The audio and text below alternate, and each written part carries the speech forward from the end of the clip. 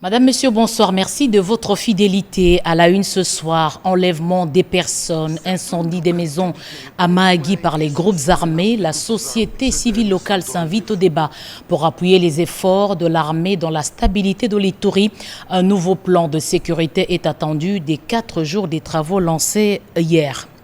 La RDC fait face au terrorisme dans sa partie est. Plus de 80 nations africaines échangent à Marrakech depuis ce matin sur les tensions et les conflits ethniques qui favorisent la naissance de ce phénomène. L'Afrique veut mettre en place des stratégies pour trouver une réponse efficace.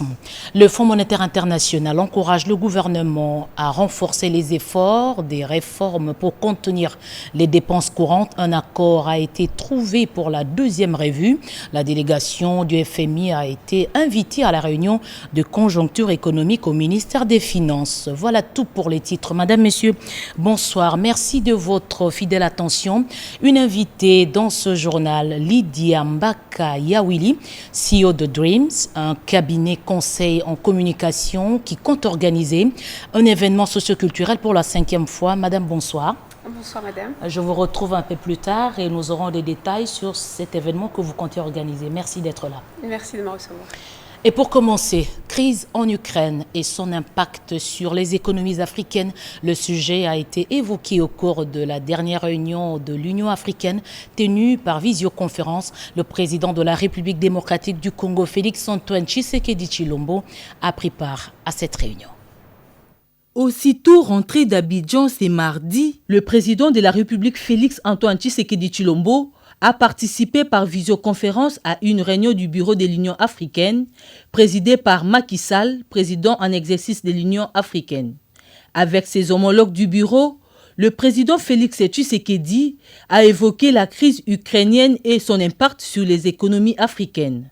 Plusieurs questions importantes sur les continents africains ont été évoquées, notamment l'accès aux vaccins produits en Afrique, aux plateformes internationales d'achat et de distribution.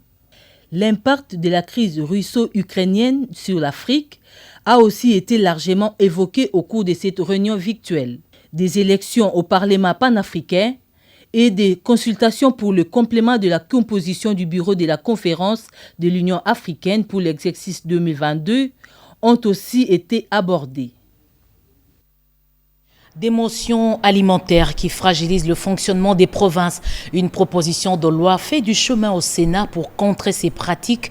Dans la même chambre, le sénateur Sami Badibanga propose des modifications sur la loi relative aux finances publiques. Sandra Nyangi, Tabou. 2 propositions de loi déclarées recevables à la plénière de ce mercredi, présidée par le speaker du Sénat, Modeste Bahati Lukwebo. Il s'agit d'abord de la proposition de loi modifiant et complétant la loi relative aux finances publiques. Son auteur, le sénateur Sami Badibanga Ntita, propose la révision de certains articles. Selon cet ancien Premier ministre, ce nouveau texte va permettre au gouvernement de se doter des outils nécessaires pour avoir les moyens de sa politique. Une autre initiative parlementaire, c'est la proposition de loi modifiant et complétant la loi portant principes fondamentaux relatifs à la libre administration des provinces, œuvre du sénateur Lumbonga Magalou Ngwanda. Cet ancien gouverneur de la province de la Mongala soutient que son initiative porte beaucoup d'innovations et se propose de mettre fin aux dysfonctionnements observés dans plusieurs provinces, suite aux motions intempestives initiées contre les chefs des exécutifs provinciaux qui les empêchent de travailler dans la quiétude en faveur du développement de leurs entités. Vous savez que c'est récurrent, les motions contre le gouverneur. Ils sont déchus régulièrement et de façon permanente. Donc nous voulons éviter que les provinces fonctionnent sous ce rythme-là pour permettre quand même au gouverneur de travailler pour l'intérêt de la population. Quand un gouvernement entre en fonction, c'est comme les cas de gouverneurs qu'on vient d'élire. Faut-il commencer à faire des motions à leur endroit déjà en décembre ici, mais ils n'ont pas encore la maîtrise de la gestion des entités dont ils viennent de prendre la responsabilité. C'est pourquoi nous avons proposé qu'on accorde quand même un moratoire d'1 année. Ce n'est pas un chèque en blanc donné au gouverneur. Il y a des mécanismes de contrôle qui demeurent de façon permanente auxquels il doit se soumettre. Quand on vote un budget, il faut d'abord l'élaborer, il faut le voter, il faut commencer à l'exécuter. Si on n'a pas encore exécuté un budget, mais vous allez faire un contrôle ou vous allez faire une motion sur base de quoi? Et aussi, nous avons inséré une autre disposition dans cette proposition pour que aucune mention ne soit prise sans qu'il y ait au préalable un contrôle parlementaire. Les deux auteurs reviendront à la plénière du jeudi 19 mai prochain dans le cadre du débat général, à l'issue duquel ces propositions de loi seront confiées aux commissions respectives pour enrichissement. Action de séduction des investisseurs à Indaba, le discours du Premier ministre Jean-Michel Samaloukonde a trouvé du répondant. Certains ont directement manifesté l'intérêt pour accompagner le programme de développement des territoires en RDC.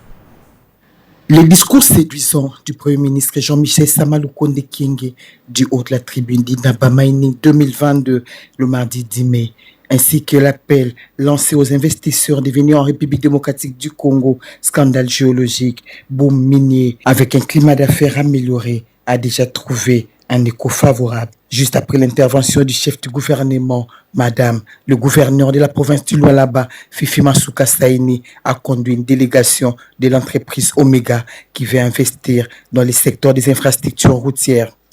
Comme le chef du gouvernement est ici et que nous avons aussi des partenaires qui ont été invités à Indaba, nous avons voulu voir notre chef du gouvernement lui présenter aussi quelques préoccupations que nous avons pour la province. C'est la société Omega que nous sommes venus présenter. C'est une société qui est en train de réunir à ce jour 3 territoires dans les infrastructures. Donc voilà, le mot d'ordre du chef du gouvernement sur les 145 territoires est en train de voir le jour d'abord avec la province du Lualaba. Hormis les 4 territoires, l'entreprise Omega, comme soutient l'exécutif provincial du Lualaba Fifi Masuka Saini, compte également investir dans la construction de la route Kolwezi-Solwezi. Vous nous avez vu aller en Zambie par rapport à la route Kolwezi-Solwezi. Cette société s'est proposée aussi de pouvoir travailler sur cette route-là et nous avions vu le chef de l'État, le président Félix Antoine Tshisekedi, y compris le président Hakainde Hichilema, qui est d'accord par rapport à la construction de cette route-là. Voilà pourquoi nous sommes venus avec la société afin qu'elle puisse parler avec le chef du gouvernement et leur montrer où est-ce qu'ils sont avec les études de faisabilité. Et le chef a accueilli ça avec joie parce que c'est le développement que nous cherchons. Comme il l'a dit dans son discours, que nous félicitons en passant, il a dit ça doit changer, le pays doit changer, la RDC doit changer et nous pensons que c'est de cette façon que nous pouvons tout changer. Il n'y a pas de développement sans route et le développement à la base des 55 territoires de la République démocratique du Congo prôné par le Premier ministre Jean-Michel Samaloukonde Kyenge a aussi besoin des infrastructures routières pour se matérialiser. Merci Pati Tondwangu Kizunda. Lutte contre le terrorisme en Afrique. Des débats nourris se tiennent depuis ce matin à Marrakech. Autre sujet au débat, des conflits ethniques et les tensions dans la région africaine. Le vice-premier ministre, ministre des Affaires étrangères, Christophe Lutundola, prend part à cette rencontre. Doris Mozotambwe, reportage. Marrakech sera aujourd'hui la capitale mondiale de lutte contre le terrorisme. Il accueille ce mercredi 11 mai 80 pays et organisations internationales autour de ces fléaux qui rongent l'Afrique et le reste du continent.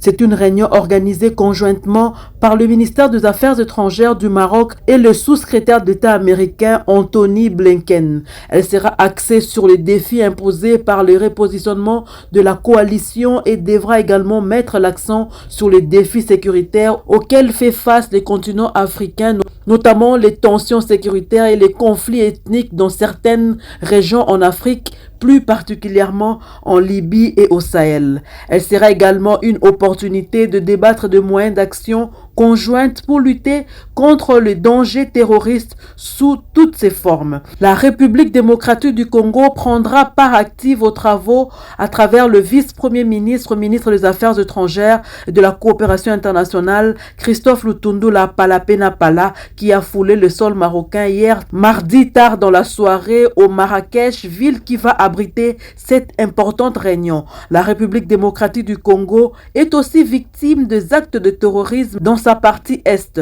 Et donc, sa participation à cette réunion de lutte contre le terrorisme et le Daesh sera aussi sa contribution de lutter contre ces phénomènes qui empêchent certains pays de l'Afrique de se développer. Insécurité en Ituri, certains coins du territoire de Mahagi, la population vit dans la peur suite aux enlèvements et incendies des habitations. Les acteurs de la société civile, les leaders d'opinion et autres sont autour d'une table pour réfléchir sur comment renforcer et restaurer la paix dans cette partie du pays. Reportage de Junior Selemani. Certaines localités du territoire de Mahagi sont sous menace de groupes armés. Ce dernier s'en donne des fois aux tueries, aux incendies de maisons et au déplacement des populations civiles pour appuyer les efforts déjà consentis par l'administration militaire pour stabiliser ces territoires. Acteurs de la société civile, acteurs étatiques et autres réfléchissent depuis ce lundi durant 4 jours autour de la problématique de la situation sécuritaire dans cette partie de l'Ituri afin de dégager des pistes de solutions. Une initiative de VNG international dans son projet Ensemble pour la sécurité et la paix à l'est de la République démocratique du Congo avec l'appui financier du Royaume des Pays-Bas. VNG international appuie les autorités pour répondre aux besoins de renforcement des capacités des structures de gouvernance sécuritaire, de réaliser des diagnostics partagés inclusifs de sécurité, d'élaborer des plans d'action de sécurité et d'accompagner leur mise en œuvre.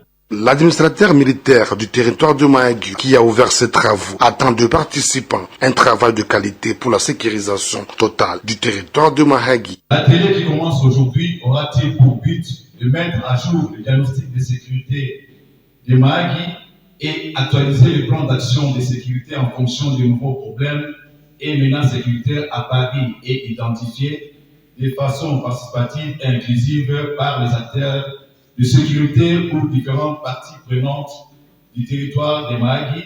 Notons qu'à l'issue de ces assises, un plan de sécurité actualisé pour le territoire de Mahagi sera validé par le participant.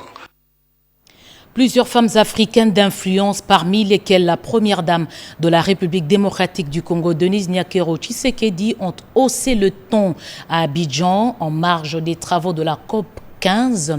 Ces femmes demandent aux chefs d'État et de gouvernement de trouver des moyens pour soutenir les femmes agricultrices qui sont victimes de la sécheresse. Elles représentent plusieurs maillons de la chaîne agricole et pratiquement la moitié de la main-d'œuvre agricole en Afrique subsaharienne par exemple. Les femmes sont aujourd'hui les premières touchées par le phénomène de désertification. À Abidjan, où se tenait la COP 15, la deuxième édition du caucus sur le genre a tablé sur la question en se projetant vers une meilleure gestion des terres grâce à l'égalité des sexes. Hébergé par la première dame de la Côte d'Ivoire, Dominique Ouattara, cet événement auquel participent plusieurs autres hautes personnalités parmi lesquelles la distinguée première dame de la RDC, Denise Nyakero Tshisekedi, se propose d'atteindre des objectifs et attirer l'attention des décideurs sur les différences de genre dans les impacts de la sécheresse, de la dégradation des terres et de la désertification. Des femmes venues des différentes régions de Côte d'Ivoire ont partagé leurs expériences de lutte quotidienne contre la sécheresse. Malgré la spécificité de chaque région, le combat de la femme est le même et mérite le soutien des décideurs, a-t-elle argumenté. Nous appelons ainsi tous les participants, acteurs de la société civile, délégués des pays membres, décideurs à tous les niveaux, acteurs des organisations non gouvernementales, présents à ces assises, à mener à bien les réflexions afin de trouver les solutions durables pour toutes ces femmes.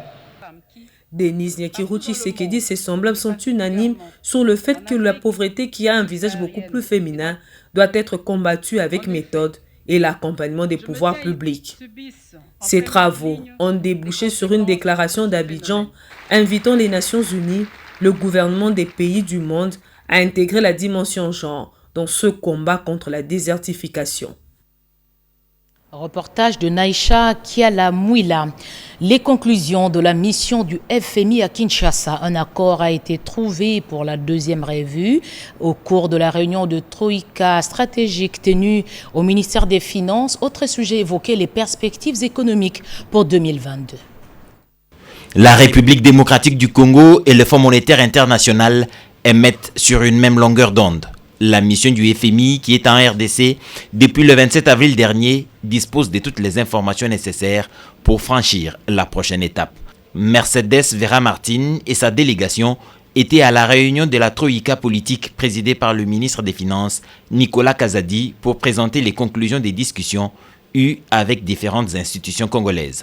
Un accord est trouvé pour la deuxième revue. La situation économique reste incertaine dans un contexte international plus contraint. Nous avons parlé des conditions de perspectives économiques à 2022. On a marginalement révisé la croissance à la hausse. On a augmenté la perspective d'inflation à la fin de l'année sur la base de l'augmentation des produits pétroliers et produits alimentaires au niveau mondial. Nous avons aussi parlé de la nécessité de maintenir des politiques macroéconomiques très prudentes. Les services du Fonds monétaire international ont apprécié l'engagement des autorités congolaises à renforcer leurs efforts de réforme afin de contenir les dépenses courantes et adapter les dépenses d'investissement à la capacité d'absorption. Le débat se poursuit autour de l'opportunité d'une révision de l'actuel Code des investissements qui accorde des incitations aux entrepreneurs qui s'installent au pays. Les scientifiques ont été associés à ces réflexions initiées par l'ANAPI. On fait le point avec Patrick Michel Moukoui. Faut-il absolument revoir l'actuel Code des investissements qui encadre la pratique des affaires dans le pays? Pour l'ANAPI, il est plus que temps de se poser les bonnes questions. L'Agence nationale pour la promotion des investissements, qui a lancé les discussions autour du sujet, ouvre encore un peu plus le champ de réflexion. Au cours du café tenu le mardi à Kinshasa, les économistes, juristes et autres scientifiques ont rejoint le cercle du débat en cours entre experts de services étatiques et acteurs du secteur privé. Le code n'a pas été que négatif, au contraire. Il y a eu quand même beaucoup de réalisations à travers ces codes-là. Tant à ce qui concerne les investissements, c'est vrai qu'on n'a pas eu trop d'investissements lourds comme on s'y attendait, mais on a quand même eu des investissements, des emplois qui ont été créés. Donc on pense, n'est-ce pas, procéder à la correction. La communication du directeur général de l'ANAPI, Anthony Kinzokamole, a donné matière à une série d'interventions avec en somme de nombreuses suggestions et propositions. Il faut toucher au code des investissements parce que le développement, je l'ai dit, c'est un problème de modèle. Même si le climat des affaires est amélioré, il faut que nous puissions nous fixer nous-mêmes les targets, c'est-à-dire les objectifs réalisables. Et les gens nous prendront au sérieux et ils vont venir. Harmoniser les textes, privilégier une bonne gouvernance, déterminer les objectifs et les priorités sont là quelques recommandations formulées. Ces réflexions vont s'élargir encore davantage, a rassuré Anthony Kinzokamole aux participants à ce café clôturé par le directeur de cabinet du ministre d'État au plan. Garantir la qualité des produits et des marchandises importées en RDC, c'est ce qui explique la mission d'inspection du directeur général intérimaire de l'OCC à Kasumbalesa. Ce dernier a, à cette occasion, sensibilisé le personnel de cet office sur leurs responsabilités. Jacques Tubois-Boimège. À la tête d'une forte délégation, le directeur général ad intérim de l'Office congolais des contrôles, Gabi Lubiba Mampuya, a foulé les sols de la ville de Kasumbalesa, province du Haut-Katanga, avec un objectif bien précis, inspecter le service de l'OCC à la frontière RDC-Zambie. Le DGAI de l'OCC, Gabi Lubiba Mampuya, tient mordicus à garantir une consommation saine des produits sains, qualitativement et quantitativement contrôlés selon les normes internationales. À son arrivée, il fut accueilli par le chef d'agence de l'OCC Kasumbalesa, Patrice Kitenge Mboui Malamba, en présence du directeur provincial Thierry Mwengwe Kabambi. Sur place, Gabi Lubiba Mampuya, DGAI de l'OCC, a d'abord présenté les civilités au maire de la ville de Kasumbalesa et ensuite présidé en rafale une série de réunions avec le chef d'agence, la délégation syndicale, les corps féminins et les agences et cadres de l'OCC. Après avoir écouté leurs doléances, le directeur général a longuement sensibilisé et conscientisé le personnel de l'OCC Kasumbalesa sur le rôle capital qu'il est appelé à jouer, celui de la protection de la population congolaise de par ses prestations. Nous sommes un des maillons importants dans la chaîne de sécurisation de la population et les agents OCC devaient être rappelés. Ils sont redevables à l'État, donc ils doivent travailler pour la sécurisation de la population, ils doivent travailler pour la protection de la population. Pour les travailleurs de l'OCC Kasumba Lessa, depuis l'avènement de la nouvelle équipe dirigeante, les réalisations se multiplient de plus en plus à l'OCC, et cela à la satisfaction de tous. Je l'ai dit en ouverture de cette édition d'information, l'invité de ce journal, Lydia Mbaka Yawili. Bonsoir madame. Bonsoir madame Françoise. Vous êtes CEO de Dreams, qui est une boîte de conseil en communication. Mais vous êtes là pour annoncer un événement que vous comptez organiser. Effectivement, nous sommes là pour annoncer la tenue de la 5e édition du Secret Garden Dinner. Donc c'est notre 5e édition avec comme objectif, au-delà de la promotion culturelle de notre pays, mais c'est vraiment créer cette chaîne de solidarité afin de venir en soutien à l'amélioration des conditions dans l'éducation de nos enfants. Secret Garden Dinner. Yes. Et ça renvoie à une rencontre qui effectivement. Oui, c'est comment que ça se présente? C'est une rencontre dans un lieu insolite, dans un lieu hors du commun que nous transformons, que nous scénographions spécialement pour l'événement. Donc on a déjà fait le cercle hippique de Kinshasa, le musée national, le golfe de Kinshasa. Et donc la prochaine édition va se tenir une fois de plus dans un endroit mythique, dans un endroit qui encore tenu secret jusque-là. Exactement, le tien encore secret. On va le dévoiler le samedi, parce que l'événement se tient le samedi 14 mai. Donc samedi matin, on fait le reveal du lieu. Ah d'accord, ça se tient, c'est samedi que vous dévoilez, mais ça commence à partir de quelle heure et qui sont attendus? Alors, l'événement se fait sur réservation, ça veut dire qu'on a déjà une bonne partie des personnes qui participent, qui sont des décideurs, des élus, des personnalités de la place et surtout les amoureux de la découverte. Ça se passe ce samedi à partir de 17h. Et c'est sur réservation. C'est sur réservation. Une idée sur les conditions, les prix? Les conditions sont très simples. Le billet coûte $300 par personne. C'est un dîner gastronomique, 4 services. C'est aussi des performances artistiques parce que nous faisons aussi la promotion de la culture, mais aussi de notre savoir-faire congolais. Donc des artistes congolais avec une renommée assez internationale qui seront présents pour agrémenter la soirée et tant d'autres surprises. Quelle est la particularité de cette 5e édition comparée aux éditions précédentes? Alors, depuis la première édition, personnellement, moi, j'ai toujours contribué à l'éducation. Ça veut dire que nous donnions à l'époque des bourses. Mais à la 4e édition, on a pu en fait donner 400 bourses à des enfants qui sont dans des écoles de la périphérie de Kinshasa. Cette 5e édition, elle a quand même une particularité, c'est que nous souhaitons lever des fonds pour réhabiliter, rénover une école publique, une école qui a besoin d'être dans des conditions, dans des normes, disons, internationales, pour que ces enfants qui vivent parfois dans des conditions difficiles puissent aussi bénéficier de notre soutien.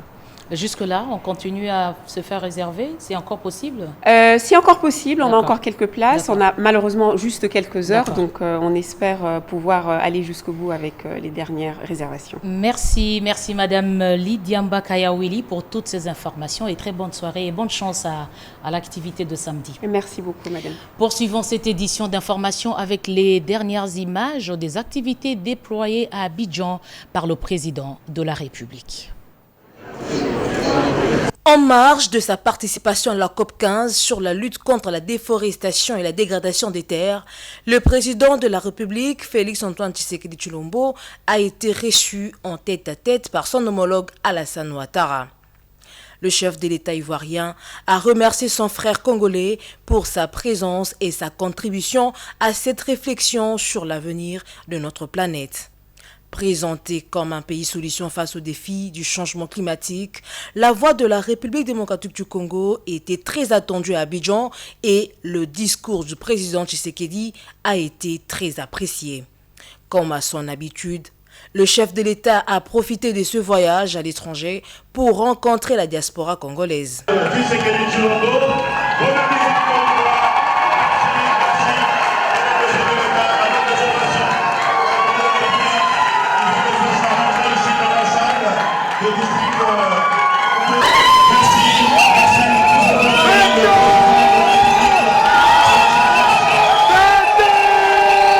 Devant le couple présidentiel, les Congolais de Côte d'Ivoire ont exposé leurs doléances sous forme de questions directes adressées au chef de l'État sans tabou. Très attentif aux cris de ses compatriotes, le président de la République a rassuré ses interlocuteurs. Le président Félix Antoine Tshisekedi Tshilombo a rappelé les efforts qu'il ne cesse d'entreprendre pour redresser le pays plongé dans les antivaleurs depuis plusieurs décennies. De la diplomatie à l'éducation pour tous, le chef de l'État a détaillé sa vision et les grands chantiers de son quinquennat. La rencontre s'est déroulée dans un climat convivial et fraternel.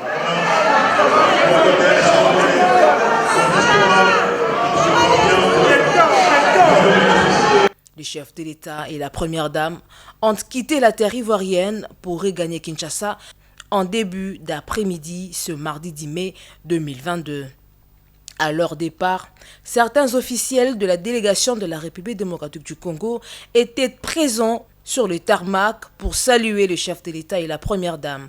On peut dire sans se tromper que la COP15 d'Abidjan est une mission accomplie avec succès par la République démocratique du Congo.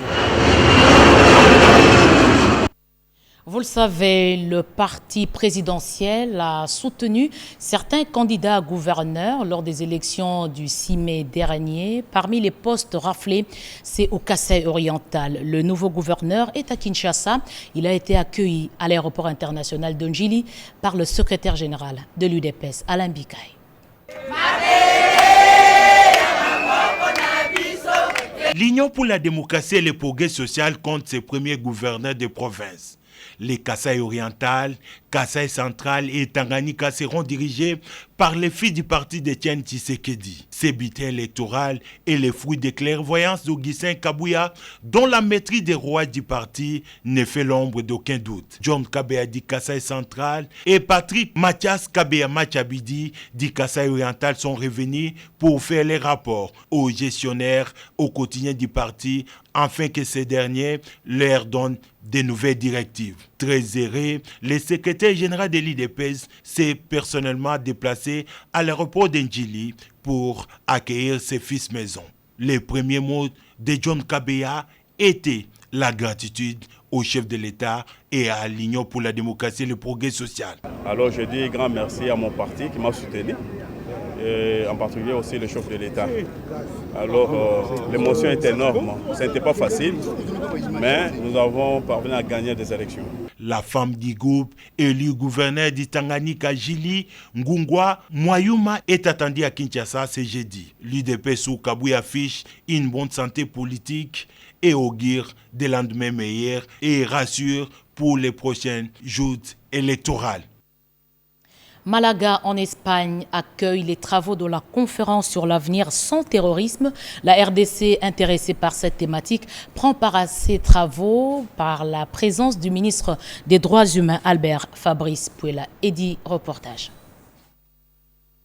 Nous sommes ouverts et engagés à coopérer avec les instances internationales pour la lutte contre le terrorisme. Mais seul, nous savons que le terrorisme est devenu un problème, pas d'un seul pays, mais un problème international. Un seul pays ne peut pas faire seul face à ces grands fléaux. Nous avons besoin de la collaboration et la République démocratique du Congo est ouverte et disposée à collaborer avec la communauté internationale pour lutter contre ce fléau. Et c'est là même l'engagement de notre président de la République, son Excellence Félix Antoine Tshisekedi Tshilombo. Étant donné que les multiples ressources naturelles, dont les gorges de notre pays constituent justement les grands phases de ces terroristes, mais aussi sans vraiment fondement, ces terroristes s'évertuent à faire des violences sexuelles inarmes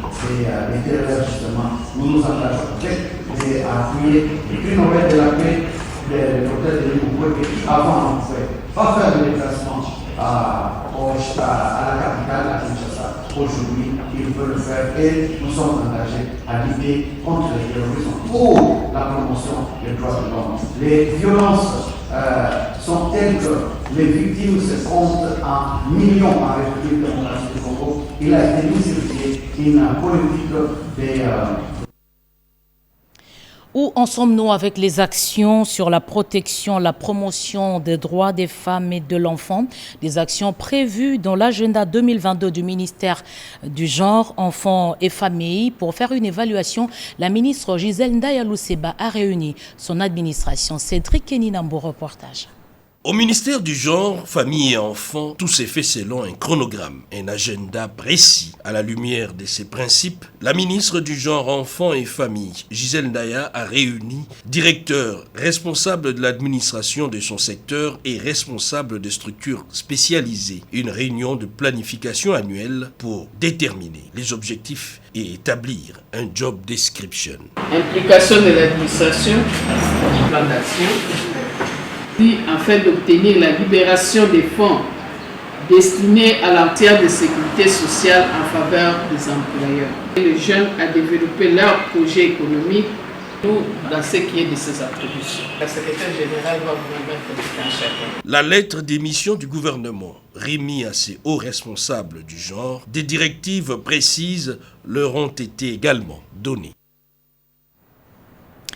Protocole de Maputo, un rapport est en rédaction. Pour l'élaborer, le ministère du Genre mobilise les parties prenantes.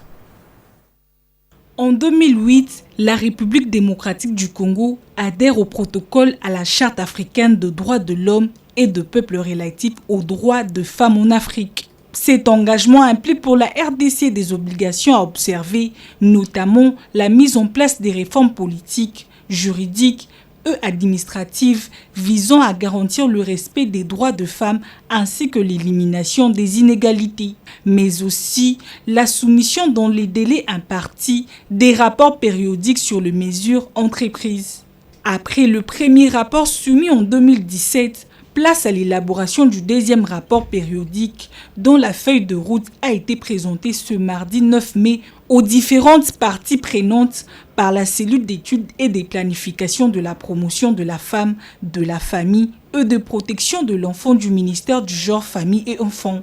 Les étapes du processus comprennent la collecte et l'analyse des données servant des évidences, la rédaction du draft, la validation et enfin la rédaction du rapport final qui sera présenté à la Commission africaine des droits de l'homme et de peuple. Le lancement officiel du dit processus est prévu dans le prochain jour.